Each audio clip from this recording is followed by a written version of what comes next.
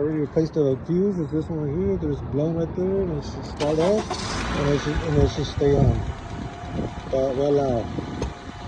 So don't go to the dealers.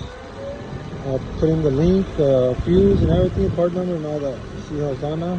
Before it'll turn on, but it'll turn off because this fuse was blown. They changed out the battery to start up that one over there, and when they put it on, it blew out this fuse. Problem fixed.